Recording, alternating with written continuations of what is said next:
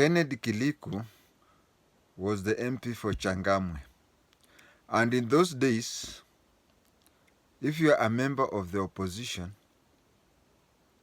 and a candidate who lost, be it a member of another opposition or it be a candidate from the ruling KANU, if that candidate went to court, to an election court, chances of you losing your seat were very high. Very high. If you are completely innocent, you'll be allowed to contest for a by-election. But if you are slightly guilty, then the election court would declare you having committed an election offense, and you'll not be allowed to repeat the election. The by-election will be done without you. So Kennedy Kiliku was completely innocent. His only offense was that he was a member of the opposition party, of an opposition party. So an election was called, and I had gone to Mombasa to visit relatives, and just when I was about to leave, that is when I was about to leave, that is when the elections were now to start. So I went to the returning officer's office and presented my application and plus my wife's application to be an election official. An election official at that level is either deputy presiding officer or presiding officer. And what returning officers used to do is that they would take all of us, and towards the tail end of the election, as we are about to conduct the election, that is when you'll be told who is the presiding officer. I remember Brigadier Musonye, at the last minute, he called out people and told them, you are going to be the minister. Now he was using the name minister of that polling station, and the other one minister for that polling station, minister for, and then he turned to the rest and said, and all of you will be my assistant minister. Of course, people laughed. So we went, and during the training, and like other places where election clerks used to be called to be trained at Changamwe, at Mombasa Polytechnic, that was the main place, which was even to be the tallying center. So instead of all clerks coming to be trained there, we were told each and every clerk would be trained in the polling station that they were registered in. So he reached a place that and told he called the 6 of us. There were 6 polling stations, so he called 6 of us. 4 were non-coastals. There was me. There was another PAG reverend, forgotten his name, and me, and plus other people from northern, non-coastal. And you see, these are the people who had conducted elections more than 4 times. So they knew what was what was required and whatever. And then he said we were all given polling stations, and we were told to go and train the clerks there. Me and my wife, we were taken to Chaani Social, where I was told that I was the training officer and all others were deputy presiding officers. So we went to Chaani. When we went to Chaani, I noticed that there was a certain person, a coastal fellow, who, you see, I was doing the training alone. So we had those, 17 streams? 17 times 4. That is, I don't know how many are there. But there were plenty of people, and I was training them alone. Without, the other deputy presiding officers were there, and they would correct me, or they would come and but most of it I was doing it alone, and everybody was doing, I mean, nobody complained and everybody was satisfied. But I noticed there was somebody, a gentleman from Coast. Whenever he would want, when we were having training, others would come and seek for permission from me. Bwana training officer, can I be away for 2 hours and whatever, and I would give the person permission. But I noticed there was somebody from the Coast who was seated somewhere there. Whenever he wanted to, during the training of the clerks, polling clerks, instead of him seeking for permission from me, he used to inform me. Said, Bwana training officer, I'll be away. And he would talk with that authority as if we were whatever. Okay, we were all equal, but you see, I was in charge of the place. So he would come and inform me. And I noticed some coastal people, when they wanted to go out for something or an hour or something, or even a call of nature, they would tell him and he would tell me, I've given those 2 to 3 people permission, they'll be away for an hour. I noticed it was odd, but I didn't want to talk that, because even being a training officer, you are not guaranteed of being a presiding officer. Then on the eve, we trained all the people, the clerks, and I gave them an opportunity where the deputy presiding officers would now discuss. I even left the hall, discuss with them to see whether they can run their work properly after the training. The training was okay, but when I went home that evening, Sharif Nasir was all over. He was saying that Brigadier Musonye has brought Wabara, non-coastal people, to come and rig election, and we will not accept them. It is at that time that the brigadier decided at last time that those people who are training officers who are to be the presiding, all non-coastal people, apart from Reverend John Taker, I've remembered his name, Reverend John Taker, were to be shifted from the places where they had trained clerks to go elsewhere and be coordinating deputy presiding officers, to be coordinating deputy presiding officers. And he made 5 out of 6 presiding officers be from the coastal. Now I was removed from Chani and taken to Changamwe polling station nearby, Changamwe Social Hall, to be made a deputy presiding, coordinating.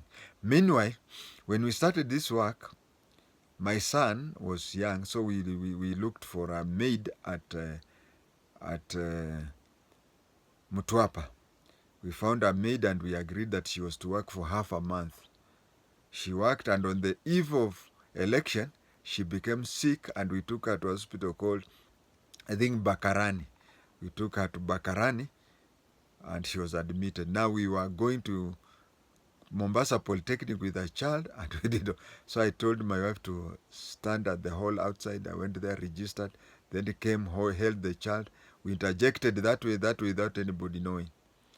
Then Nyayo bus started ferrying people to various stations, and my wife had to go with the kid there. So when she took the kid to that place, me, I was at Changamwe. When I was at Changamwe, I was given a young boy who had just completed university and he knew nothing. So I did everything, and it was every form I would sign, I would fill in, I would do it, I would counter check everything. And the boy was a Taita. He was called Alex. So the boy would come and sign. He would say, kila kitu ni sawa? I say, sign. So I told him, for the purpose of good, we went to Changamwe with about 19 polling stations, 19 streams. So we were ready, all the 19 streams, and at 6, I told him to open one stream. When we opened one stream, at around 10 minutes after 6, when the deputy presiding officer was busy and he was okay with the work he was doing, I then told him we go to, after 10 minutes, we went and opened stream 2, we went and opened stream 3. up to the last stream. The last stream we opened at around 9.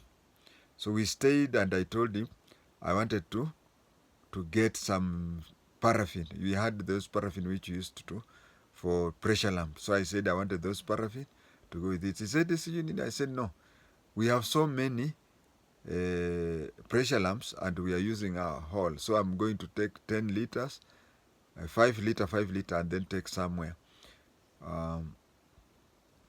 That is when he allowed me. He said, what the office wants is just the jerry cans back to show that we have used." He said, "Since you know the work, just go." And then I left with that from Changamwe to Chani. By that time, in the morning, I had walked all the way to around 3 a.m. Had walked all the way to Chani, where we found a certain lady, and we employed her for one day to be the maid to take that. Now we had 2 maids to take care of our son. We said that should they start working somewhere around 6, she'll come and get the kid, stay with the kid. So around 9, I left with the 2 jerry cans full of paraffin, walked all the way from Changamwe Social to Chaani Social. And I was walking slowly. And you see, I'm a trained intelligence officer. I'm also trained in surveillance and counter-surveillance moves. I'm even trained in hostile surveillance. But I didn't know that there was surveillance on me. So I walked, went to Chani. The maid had a house next to the gate of Chani. I went, called her. She came. I held the kid. I told her, I asked her if the kid had taken milk, packet milk. She said yes. And you know, that time the kid was still alikuwa nanyonya. I asked any problems she was having, whatever. I said, now take these 2 jerry can, go and empty them. I want the jerry can here now. She asked me, does that mean that you'll reduce the salary, or we had agreed? I said, no, these are bonus. Just get the 10 liters. What I want is empty them and leave a very small margin of paraffin for me to go back there. And I told her, you see, the government monitors everything. If anything is missing, even a small one, it will bring me problems. So just, even if you sell to somebody at a throwaway price, it's okay. She went and came back with a jerrycan. And I told her, wait a bit. I went into the polling station. Now I was putting on a badge. You see, the badge just says that you are a deputy presiding officer. It does not show that which polling station you are. So people were crowded out there. I passed and went to my wife's stream, told her, can you go breastfeed the kid? After breastfeeding the kid, stay with the kid for 2 to 3 hours. To cut the long story short, I became the deputy there up to 2 p.m.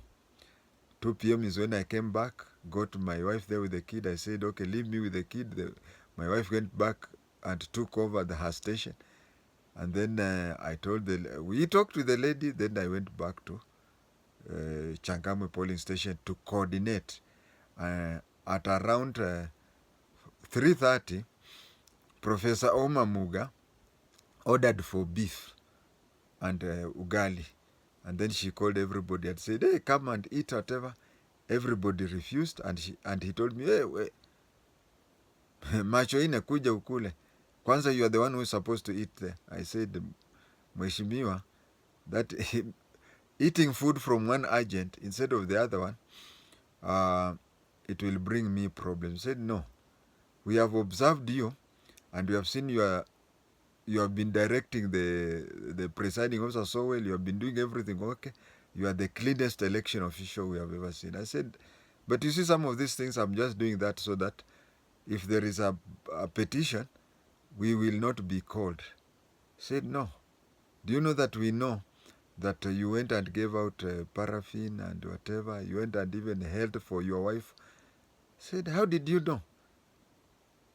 That is when he disclosed to me that Raila had trained some surveillance people, where they were suspecting how am I the one who is coordinating everything, doing everything in the polling station, and then I'm leaving that place. So they had sent people to see if I was going somewhere to get briefing or whatever, but they found that this is a genuine family man who was minding about his family, and he was even babysitting whatever. There is something I also want to say about Changamwe, which was very serious. There was a time, you know, in elections we had two books. We had a book and a file. The book was called Black Book, which they used to write with a biro when you went to register as an elector. And then there was the file where they typed. So when your name is missing in the file, they used to check on the Black Book. But Brigadier told us, if your name is not in the file, don't go. Don't even check the Black Book, which I found a bit odd. So at Changamwe, there was a time before I even went to Chani to act as a deputy, whatever. It was found that, you know, Kiliku was a Mukamba, Kennedy Kiliku. And in the Changamwe Chani area, there are so many Wakambas. Kennedy Kiliku was a Mukamba. And of course, Luos were in ODM. So what they did is that somebody had come and plucked off. You could even see from the file all names. When you reach the subfile for O, you'd find that O starts with page 1 to 22. But you'd find that from page 6 to around page 18, those pages are not there. So somebody just assumed everybody with a name O, it would stop Luos, and W were Kambas. Somehow, Professor Umamuga had gone to the ECK and had been given a copy of those files. So when we checked with the files and we found names with O's and W's were missing, Umamuga came and gave out that book. And Alex, who was the presiding officer, was following the strict instructions from the OCS. Then was I'll remember the name.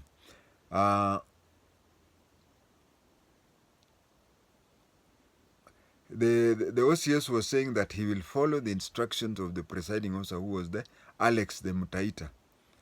And then me, I said, since it is obvious that the names, pages from page 6 to 18, they were missing, and Umamuga had come with a file with those pages, and those names were there, those people had to vote.